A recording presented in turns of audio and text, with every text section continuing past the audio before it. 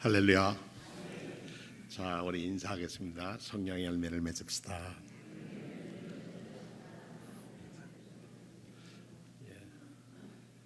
자, 우리 성령의 열매를 한번 해볼까요? 오직 성령의 열매는 시작. 오직 성령의 열매는 사랑과 희락과 화평과 온유와 절제임, 충성과 다시 합시다. 제가 시작. 오직 성령의 열매는 사랑과 희락과 화평과 오래 참음과 자비와 양선과 충성과 온유와 절제이니 이 같은 것을 금지할 법이 없느니라. 아멘. 목사도 이렇게 틀립니다. 우리는 십자가 아래 모였습니다. 그리고 우리는 십자가를 중심으로 모였습니다. 그래서 오늘 말씀을 오십자가 이랬는데 영어로 한다면 레디컬 크로스 이렇게 쓰고 싶습니다. 십자가 그러면 우리 기독교회가 상징하는 것이고 우리의 신앙이 고백되어지는 것입니다. 특별히 요즘같이 분단된 땅에서 사는 사람들은 늘 긴장 가운데 살고 요즘처럼 중동 쪽에서 분쟁 속에 같은 종파를 가지고 있는 사람들끼리라도 서로 미워하면 무자비한 무기, 생화학 무기까지를 사용해서 상대방을 없애야 내가 산다 이런 생각을 가지는 그 뒤에서 부추기는 강대국의 노름 속에 어린아이와 여자들은 살 곳을 찾지 못하고 비참하게 한 동네가 없어진다 그런 얘기들을 심심치 않게 듣습니다. 우리나라도 3월, 4월, 5월 전쟁설이 한참 나돌 때 이건 올림픽 할 때 큰일 나고 북쪽에서 어떻게 할 거다라고 얘기를 했는데 우리 그때 여러분들과 저는 기도했죠. 기도했더니 하나님께서 새로운 길을 조금씩 열어주십니다. 이제 시작이니까 더 많이 기도하라는 것이겠죠. 기도라고 할 때 우리가 기도할 때 하나님 이렇게 우리가 벌써 기도할 때 우리 입에서 소리로 나올 때 이미 하나님은 우리와 늘 함께 하시는 겁니다. 기도는 혼자 하는 게 아닙니다. 언제나 기도는 궁극적으로 하나님의 음성을 듣는 때 응답이 있습니다. 그래서 하나님의 음성을 듣기 위할 때는 우리가 준비되어 있어야 듣는 귀가 있어야 듣게 됩니다. 한 주간 여러분들은 어떤 마음으로 지내오셨나 모르겠습니다. 너무나도 놀랍게 변화하는 국제 정세 속에서 정말 우리가 하나님 앞에서 바로 서는 일이 우리가 하나님 앞에서 그리스도인으로 살아가는 것이 이 나라가 또는 세계의 꿈을 이루는 정말 놀라운 축복을 한반도에서 이루어질 수 있으리라 저는 그렇게 마음 가졌습니다. 조금 전에 말씀드린 것처럼 오십자가, 철저한 십자가, 레디컬 크로스라고 할 때는 근본적인 또는 강한 또는 본래적인 철저한 이런 말로도 다 해석이 됩니다만은 오늘 십자가는 철저한 십자가 이렇게 말씀을 드리고 싶습니다. 죽음의 십자가가 형틀이었던 십자가가 장식의 십자가로 변질되어 할 때 액세서리로 바꿀 때 십자가는 능력을 잃고 맙니다.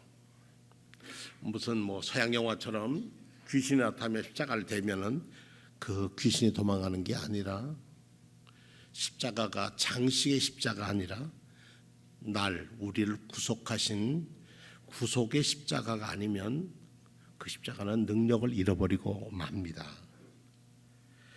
그래서 우리가 주님을 제대로 만나고 주님을 만나서 그의 사랑을 깨달으면 우리의 삶의 전후가 주님을 만났을 이 전과 후가 달라져야 하는 것이 당연합니다.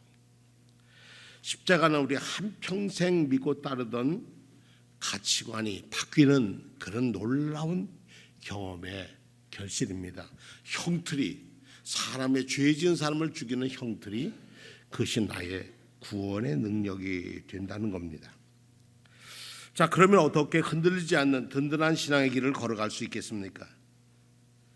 사랑하는 성도 여러분, 지금까지 우리가 걸어온 길, 또 앞으로 걸어갈 길 한번 생각해 보면서 내가 걸어온 길에 하나님이 나와 함께 하셨던 것을 하나, 둘, 작은 것, 큰 것 다 이렇게 생각해 보면 참 감사한 것밖에 없다. 지칠고 낙심되고 어려울 때 주님은 말씀으로, 기도로, 그리고 우리를 안아주시고 새 힘을 주실 때 우리는 우리 입술에는 사랑과 감사의 고백을 하게 됩니다. 자기 식구를 자랑하면 팔불출이라고 하는데 저는 누가 보내도 수원정록교회를 자랑합니다. 왜냐? 여러분들은 말씀과 기도로 바로 서려고 몸부림을 치는 모습들을 봅니다. 그리고 나만 사랑하는 게 아니라 함께 사랑하는 법도를 지키려고 몸으로 애쓰는 분이기 때문에 그렇습니다. 때로는 흔들릴 때가 있긴 하지만 조금 지나면 다시 본래의 모습을 회복합니다. 오늘 저는 아주 간단하고 분명한 한 가지 메시지를 전하려고 합니다. 저와 여러분이 자랑할 것은, 우리가 교회가 자랑할 것은 다른 게 아니라 십자가의 능력을 자랑해야 한다는 것입니다. 바울 사도가 자랑스러워서 한 것도 아니고 누가가 한 것이 아니라 우리들 자신이 내게 진 십자가도 자랑할 것이고 우리에게 지어진, 이 민족에 지어진 십자가도 자랑해야 할 것입니다. 고린도전서 1장 17절에 그리스도께서 나를 보내심은 세례를 베풀고자 하심이 아니요 오직 복음을 전하게 하려 하심이니 말의 지혜로 하지 아니함은 그리스도의 십자가가 헛되지 않게 하려 함이라, 이렇게 써 있습니다. 고린도 전서의 전체의 키워드, 요약의 한 말씀으로 요약한다면 바울 사도는 고린도 교회를 향해서 한 말씀, 십자가의 도, 그 한 말씀을 전하고자 했습니다. 여러분들이 고린도전서를 읽으면서 모든 문제를 십자가의 도에다 갖다 붙이면 다 해결이 됩니다. 십자가의 도라는 열쇠가 들어가면 고린도 교회에 있는 우상 숭배 문제, 성찬의 문제, 교회에서 머리에 수건 쓰는 문제, 무슨 문제든지 다 열립니다. 인간적으로, 세상적으로 보면 바울 사도는 스펙이 정말 남다른 분이셨습니다. 가문, 학벌, 자기 지위, 경제적인 거 하나 빠질 데 없는 분이셨습니다.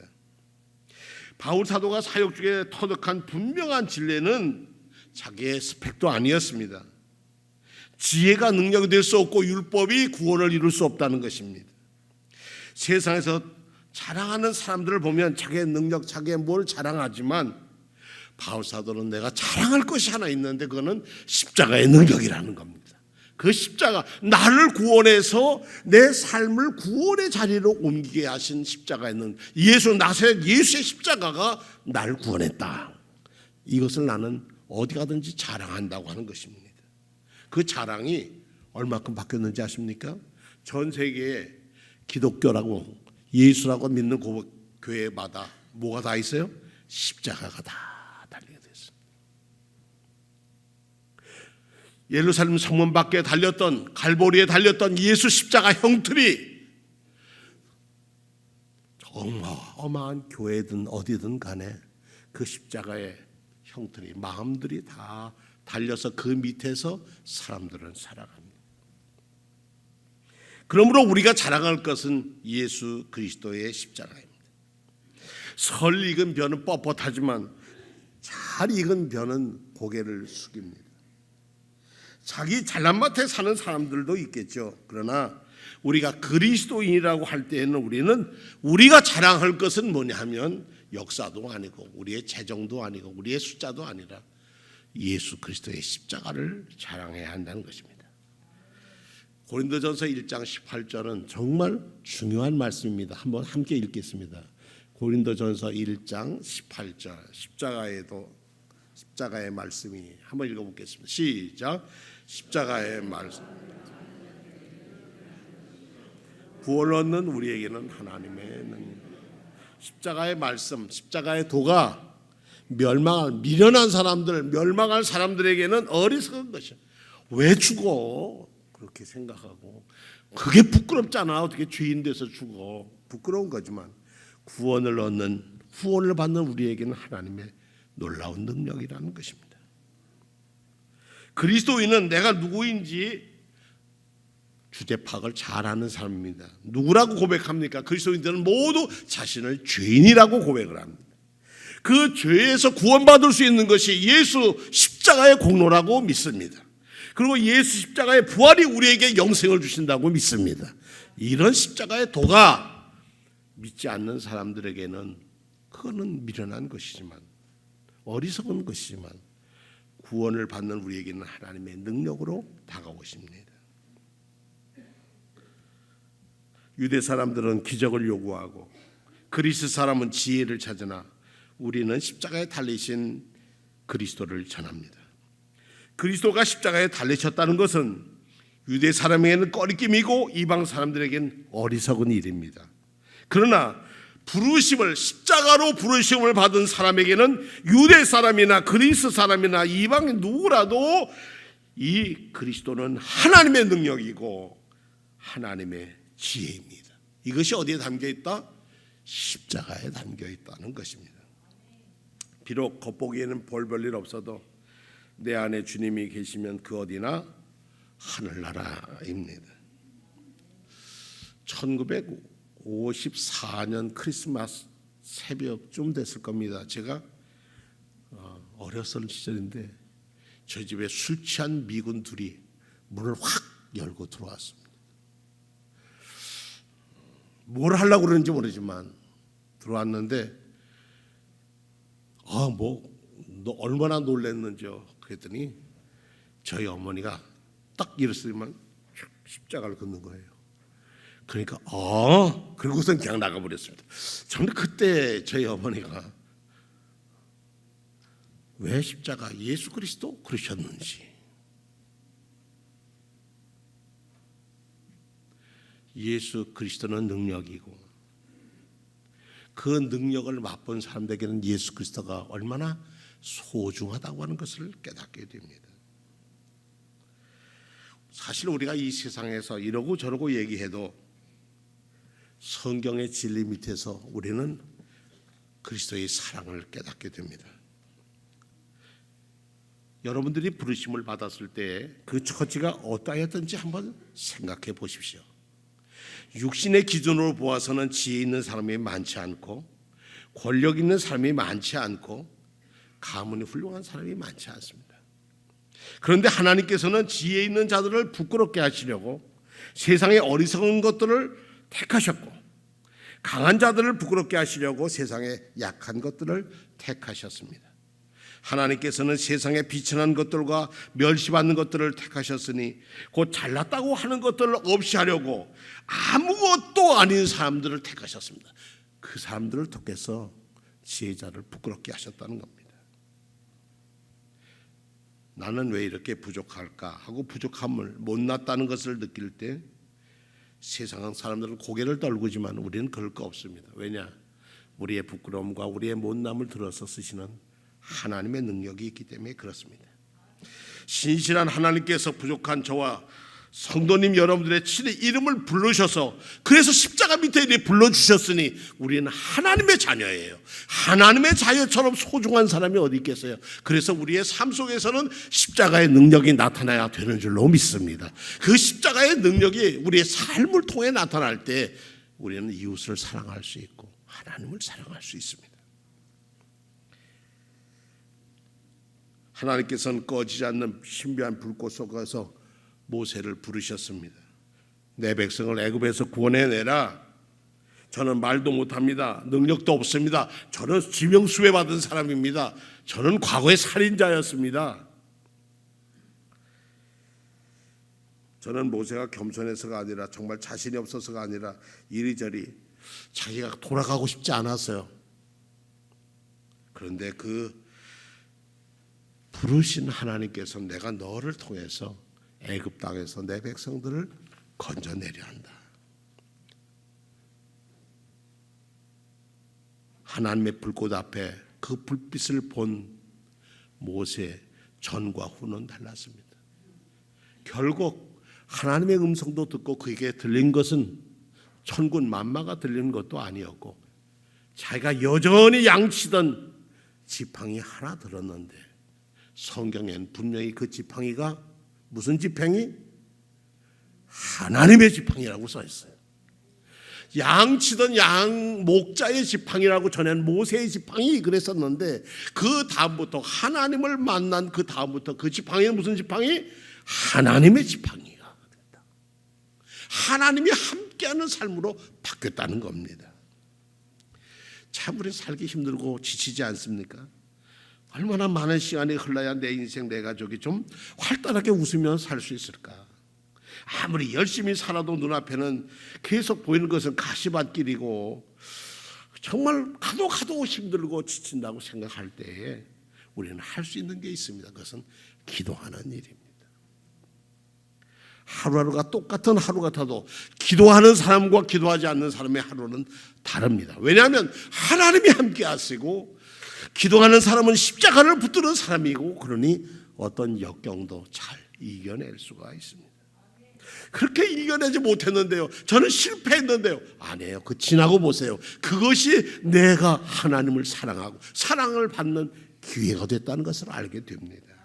그러니까 우리가 사랑하면서 이 세상 살아갈 때 십자가의 도가 멸망할 자라들에게는 미련한 것이고 어리석은 것이지만 예수 십자가의 사랑, 저와 성도님들을 사랑하기 위해 자기의 목숨을 내놓았던 사랑, 그 사랑을 가시에 가지면 그 사랑을 자랑하면 십자가의 능력은 시온에서 슬퍼하는 사람들에게 제 대신 화관을 씌워주시고 슬픔 대신에 기쁨의 기름을 발라주시고 괴로운 마음 대신에 찬송이 마음에 가득 차게 해 주실 줄로 믿습니다. 우리의 자랑이 어디 있습니까? 주님 말고 자랑할 게 뭐가 있습니까? 주님의 십자가 말고 자랑할 것이 뭐 어디 있습니까? 자랑하세요. 주님 앞에서 자랑하십시오. 주님 때문에 자랑하십시오. 주님만을. 그러면 철저한 십자가의 사랑이 우리를 통해서 능력으로 나타날 줄로 믿습니다. 저는 여기까지 설교를 써놓고 오늘 새벽 기도를 끝나고 제게 십자가에 대한 생각을 다시 묵상하게 됐습니다. 우리 새벽 기도 끝나고 다 돌아갔습니다. 저는 조금 더 묵상하고 돌아가려고 어느 자리에 앉아서 묵상하는데 불은 다 꺼졌고 우리 십자가 불만 켜 있는데 한 분이 조용히 일어나셔서 이제 집에 가시려는가 보다 그랬어요. 근데 그분이 나오시더만 강대상 앞쪽으로 가셔요. 그래서 저 양반 뭘 하시려고 그러나 그랬더니 강대상 앞에 딱 서디만 두 손을 모으고 고개를 숙이고 그래서 기도하시는가 보다 그랬는데 조금 지나가는데 흐느끼는 소리가 주님을 향해서 눈물로 서서 십자가 앞에 서서 두 손을 모으고 저희 간구를 기다리는 거예요.